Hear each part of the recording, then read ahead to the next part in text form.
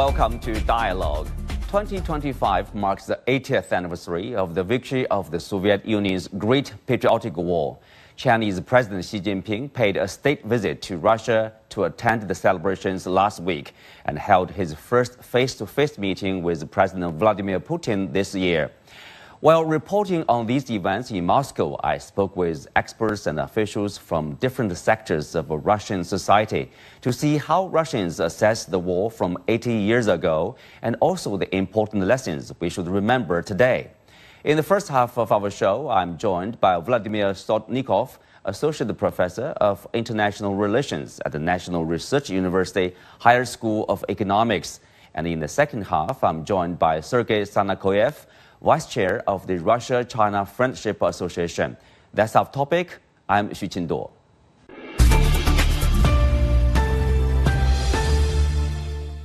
Welcome to the show, Professor Sotnikov. And we know that during his recent visit to Moscow, the two countries, China and Russia, the two leaders witnessed the signing of more than about 20 cooperation documents, from strategic stability to the cooperation, joint production of films, TV series, etc. How do you describe the current relationship between China and Russia? Thank you. And I would describe the current level of relations between Russia and China as extremely high. In fact, President Putin said just in an interview, he said that the relations between the Russian Federation and China and the record high level. So I think that really we see this level which had never been before. Even when there was a Soviet Union and the Soviet Union had very good relations with the People's Republic of China, but this level which we have now of the relations between China and the Russian Federation is much more higher than it was during the Soviet Union days. So I think that the two countries has a lot of in common, a lot of things, and the main thing I think that the two countries stand for multipolar world, and that they stand for the world free of force of the coercion and any kind of racism and nazism, and the two countries stand for the self-determination of each nation and for the free and independent policies of the nation. Maybe that's why, President Xi, during his meeting with President Putin, they talked about safeguarding the post-war order, in which, of course, UN is at the center, right? United Nations, and also the multilateral, let's say, organizations like WTO, instead of imposing tariffs unilaterally. People would say, oh, that's Washington's attempt to maintain their primacy. To be the only superpower in the world, to slow down the growth of China or the development of the global majority. Do you agree? Yes, I agree. That's. I think that the policies of the, probably several American presidents since the end of the Cold War was to ascertain the American supremacy in the world affairs. Because to Western politicians, especially to American politicians, when the Cold War ended and the Soviet Union was dissolved and Russia was weak, it seemed to them that now this is the golden era for the Western politics, and as a professor of international relations, I can even just cite some citation from Mersheimer works. This is, very useful professor of international relations and world politics. He was saying that, and also the Francis Fukuyama, because I very much remember his article, The End of the History. The End of History, yeah. Yes. So they said that, okay, the liberalism, Western liberalism is a winning one. He has won the competition with the communist and Soviet system, and now it will be all over the world. So I think the Western countries, especially the United States, cannot just accept the fact that the liberalism is retreating right now. It is losing positions. The liberal societies in the Western countries, they are in decline. On the economic side, we see that the decision, as you rightly said, that if there are some sanctions imposed and the high tariff imposed, people are go to the United Nations and people go to the WTO. But I think that American president is neglecting the WTO. He thinks he is the only decision maker, and he doesn't need the WTO. You know, he is the guy who decides everything about tariffs. So I think this is a short-sighted policy as well. As regarding the United Nations system, we also will celebrate this year the 80th anniversary of the creation of the United Nations. And unfortunately, I must say that the United Nations, especially in terms of security policies and peacekeeping forces, peacekeeping operations, is in decline also. So that means, and that proves my best guess, that the whole world order in a disarray. But the West won't just give up easily. It will be fighting against the new countries coming to the coming to the global area, because it firmly stands for the one polar world. Mm-hmm. Of course, we are talking about the global order, the global situation, the development. Many people will say they see this kind of chaos, this kind of uncertainty. Yes. Partly because of the U.S. policies, unilateral policies, imposing sanctions, imposing tariffs on the rest of the world. And nobody knows what will happen tomorrow or the next year. I mean, how would you characterize this global order? Oh, that's a very hard question you're asking. Actually, I would characterize it as a world in a disarray.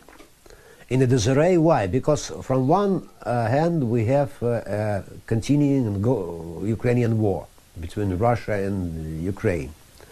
From the other hand, we have problems in the southern part of the world. I mean, between Iran and Israel in this area, and the Israel and Palestinians, and just behind the ocean we have a problem with the tariff policy which was introduced by the new American administration headed by President Trump. So I think that there are really, I agree with you, there are a lot of uncertainties which create the general uncertainty for the future developments. So I think I'm not a magician and I cannot predict what the situation is going to be, say, in a year or two. But it seems to me that if the things will continue to develop and to continue to go in that direction, so we will have a major global crisis of trust, global political crisis, economic crisis, and moral crisis, if you like to say that. And this different crisis will create even more uncertainty for the world order than really it was before. But then, of course, there's there's a MAGA movement inside the U.S., Make America Great Again. Yes, well, that's fine. I think for a lot of countries, every country wants. Yeah, this is wants to make their policies. country, Yes, greater, okay. More developed. But what does that mean to the U.S. neighbors, to U.S. trade partners, to other countries? When they take such a policy, for example, they impose tariffs on Canada, Mexico, China, Japan, and of course they are in the process of negotiating new trade deals. And then people would say, hey, there is a trade deal between, for example, U.S., Mexico, and Canada. Now Trump came back to the office again, saying, he somehow ignored that trade deal. Even that means like even you negotiate a new deal and you don't know how long the deal will last or whether they will be accepted for Washington the next year. So that kind of situation, of course. So what does this pursuit of a primacy, pursuit of making America great again, means to the rest of the world? I think this is a dangerous policy, you know, that because this slogan, which American President Donald Trump is using, and he himself introduced "Make America Great Again" even during his first presidency. Now this is the second presidency. This is a dangerous policy because also this is a selfish policy, no any doubt. But that means that the United States would like to be the only leader in the world. They are deciding themselves what kind of tariffs impose even to their neighbors. Look, they are thinking that they can support some separatist movement in Canada. You know, they don't like the new Prime Minister of Canada. They don't like the trade barriers which Canada is trying to impose in answer to American tariffs.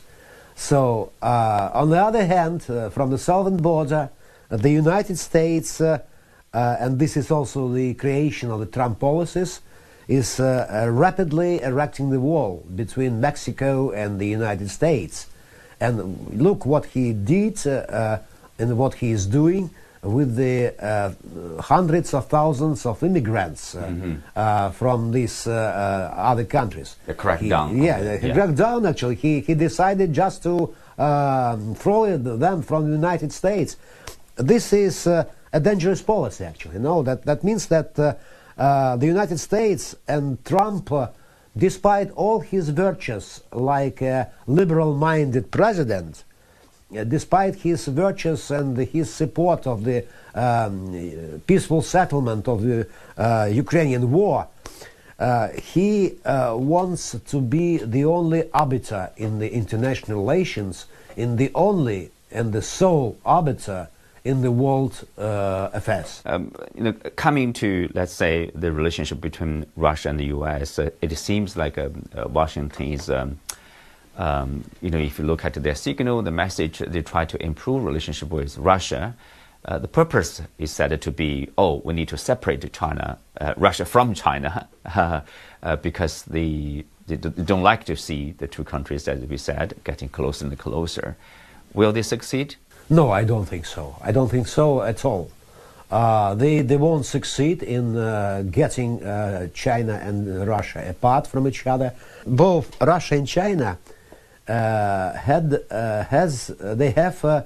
their own history of the relations, not easy relations with the United States. But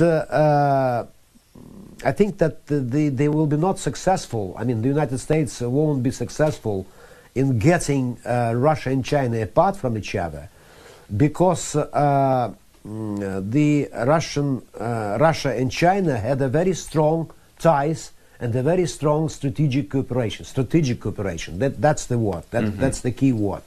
Strategic cooperation. And what the United States can suggest to China, if they're talking about China, instead of this strategic cooperation of China with Russia, nothing. That's just economic barriers, just very first economic competition and trade competition.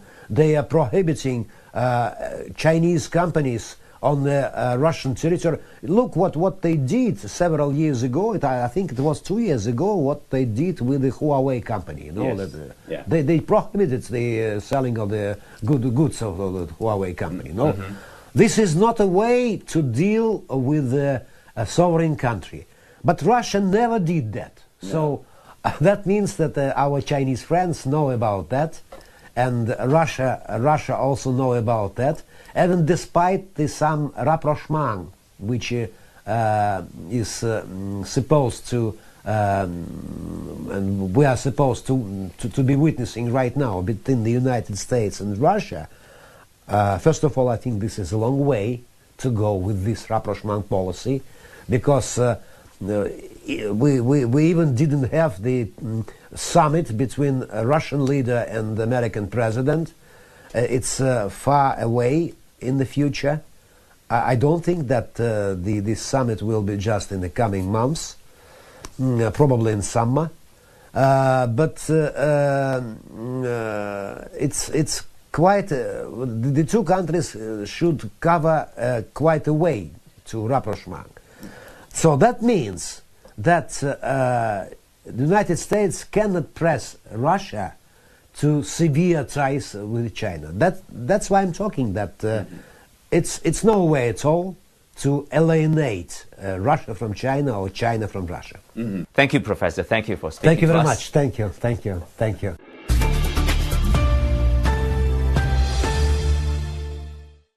Welcome to Dialogue, Sergey. 你好。 Okay, sticking to the China-Russia relationship, you used a wonderful metaphor to describe the relationship. The term is crown shyness. So tell us more about that. Why that is the way to go for countries to conduct their relationship. This is not poetical or some lyrical. This is very scientific term, and means that some trees are developing their crowns under the sun, not to disturb each other. That they know their limits, they know their guards, and that is very important not only for trees but also for people. We should know where we live, and when we say, for example, about the interests, national interests, certainly they should be inside of our borders. But when we look for the behavior of Western countries, and mostly the USA, which says that they are hegemony over the world, they always want to interference the situation or some kind of situation in the world, all over the world. So this is not right. Certainly we should respect each other. And the most important is that when we, Russia and China, are related to each other, we shows how it should be between two big countries. This period of like an example of this relationship. And what shows the hegemon today? They show that they are not respecting other partners and insisting their own opinion always in any international discussion. So I think that the idea of this article is that we should live all together, like in idea of Chairman Xi in the theory of the shared future, like we are all the residents of one village. That is the most important, and that's what Russian-Chinese relationship shows on the modern world. Mm-hmm. And of course, speak of this bilateral relationship. Both presidents talked about their understanding personally. In a phone conversation in February, for example, President Putin said, developing relationships with China is a strategic choice made by Russia with a view to the long term. It is not an act of expediency, not affected by any temporary incidents, and not subject to interference by external factors. And similarly, Chinese President Xi Jinping said, the relationship between China and Russia has a strong internal driving force and unique strategic value. It neither targets nor is affected by any third party. It demonstrates this high degree of independence of their own choice of developing close relationship with each other. So how do you interpret this, the mutual stance in a time of change, in a time of uncertainty globally? First of all, I would like to pay your attention how the similarly and how equally understands the situation two leaders of our countries. They are on the same wave of understanding the situation of the world. That was the same was, if you remember, I will remind you, their speeches on the United Nations in 2015. Then they together criticized Western countries of what they are doing. So now we can see that they were absolutely right. And other thing is very important, that when we are talking about our relationship and our friendship, we are not talking that we are against somebody else. We are not against, we are for. We are for our own relationship, for our own cooperation, for our own win-win cooperation and getting the goals of our development. That is very important. That's what they cannot understand when I say they, I mean Western countries. They always insist that Russia and China are together because they are going to be against Western way of... No, dears, we are showing our own way of developing. If you like it, you can join us. If you don't like it, please don't disturb us to get our goals. That's our idea of our relationship and how we show to the world the example of this relationship between any countries of the world. Of course, this, as you said, this year marks the 80th anniversary of the Second World War. In the European theater, the Great Patriotic War by Soviet Union, and of course for China is this the war of resistance against the Japanese aggression and the world anti-fascist war. And looking back at these major historical events, what do you think is the lesson we need to learn? I think that Russia and China has similar contribution to the victory in the Second World War. If we remember that Soviet people lost 27 million people in this World War, and China, as we know now, the new figures is more than 30 million people lost in this World War. Death in this World War. So certainly we are two countries who know much better than any other country of the world what is the lessons of the Second World War. And if we don't like to have the Third World War, we should keep the results and we should keep our memory for this victory and all this keep for our understanding of the results of the Second World War. If we change this situation, we will have another World War. But the situation is different because now we have nuclear weapons and technologically we can destroy all the planet at all and we can kill the civilization, human civilization, almost up to the end. So that means that we should take care for the peace, we should take care for our relationship between any other countries, and first of all, we should be more honest, more respectful to each other, and this is the new world order which Russia and China together shows to the world. It's multilateral, it's more fair, and certainly that's why a lot of countries are trying to join us, to join Russia and China in this movement for the future, for the bright future. That's why we can see that how now changing this between the membership of BRICS countries or Shanghai Cooperation Organizations countries, G20, etc. And in these kind of formats, we are leaders. Russia and China together are leaders. Mm-hmm. Well, you mentioned about SCO, the Shanghai Cooperation Organization, and the BRICS.